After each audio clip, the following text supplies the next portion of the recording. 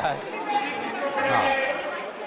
बस अब राहुल गांधी को बोलने का लेकिन ये जो मीटिंग हुई है कि ये केसी वेणुगोपाल और प्रियंका गांधी दोनों जो स्पीकर से मिले हैं, मतलब ये ऐसी सामान्य घटनाएं नहीं है ये मीटिंग नहीं है। हाँ, तो इसके पीछे कुछ तो बात होगी। भाई केसी वेणुगोपाल को आप नंबर 3 मानिए इस वक्त लोकसभा में कांग्रेस पार्टी का, प्रियंका जी को नंबर 2 कह दिया सर मैंने।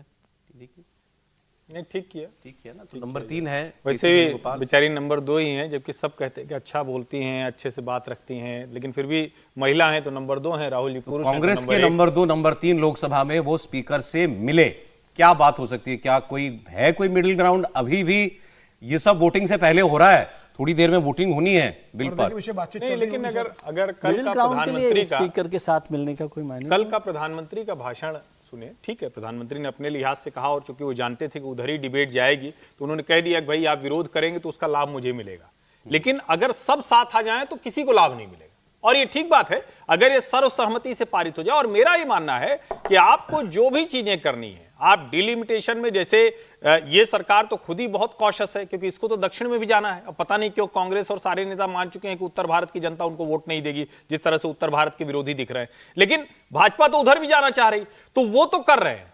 उससे इतर आप जरा सोचिए, क्या ये श्रेष्ठ दृश्य नहीं होगा कि सारे लोग कहें हमारे ये ऑब्जेक्शन है, लेकिन चलिए मैं इसको दूसरे तरीके से आपसे पूछता हूं। देखिए, जब कहीं कोई आपको टसल तोड़नी होती है या जहां बात फटक गई हो तो कुछ कंसीड करना पड़ता है। अब अगर आप ऑपोजिशन से कह रहे हैं तुम पूरे इधर आ जाओ, नहीं होगा। सरकार को कुछ देना पड़ेगा, इतना हम तुम्हारा मानते हैं, बाकी तुम हमारा मान लो। क्या है ऐसा सरकार के पास ऑफर करने के लिए इस सिचुएशन में? है कुछ सर? मुझे लगता है कि सरकार को अभी इस पर एक बार और बात करनी चाहिए सबके साथ, और कंसीड करने के लिए कुछ नहीं है कि डिलिमिटेशन को छोड़कर कि भाई किस तरह से कर रहे हैं, और वो मुझे संभावना बिल्कुल नहीं लग रही कि 543 सीटों पर सरकार आ जाए। एक यही दिखाई देता है कि भाई हाँ, वो कहते हैं कि वो अभी एक तो सरकार तैयार नहीं होगी और सरकार आ जाएगी उस पे सर, नहीं, सरकार उसके लिए तैयार नहीं होगी, और सरकार तैयार हो जाए तो एमपी तैयार नहीं होंगे सर। वो बहुत बड़ा ऐसा बड़ा, उसके लिए भी तो थोड़ा होमवर्क करना पड़ेगा ना। बहुत बड़ा इशू है। अगर 543 पर होना होता, विपक्षी सांसदों से अपील कर रहे हैं, अपने सांसदों से अपील कर लें कि भाई 543 में मैं दे रहा हूं, कर अपनी पार्टी को कन्विंस कर लो। 543 कर लेना। ये बड़ी विचित्र स्थिति हो गई कि दक्षिण भारत का दबाव आ जाए तो आप कहें कि सीटें दे दो, आप कहें कि 543 पे कर लेंगे। 1976 से 2026 आ गया भाई, क्यों कर लेंगे? उसकी कोई एक लॉजिकल वजह तो सिर्फ इसलिए कि विपक्ष कह रहा है कि नहीं हम नहीं मानेंगे, ऐसा हो सकता है क्या? हम तो हाइपोथेटिकल बात कर रहे हैं। नहीं, हम भी तो मतलब उसके लॉजिक तो आनी चाहिए ना।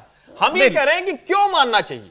बिल्कुल नहीं मानना चाहिए। सीटों का बढ़ना जरूरी है, और देश को आप अगर लोकतंत्र के लिहाज से कह रहे हैं, लोकतांत्रिक व्यवस्था में अंडर रिप्रेजेंटेशन बहुत खतरनाक है। अगर 2029 में लागू करना तो आपके पास यही एक विकल्प बचा है कि आप 543 में दे दीजिए, क्योंकि विपक्ष विरोध में खड़ा। मतलब आपको देना तो दीजिए फिर, या 234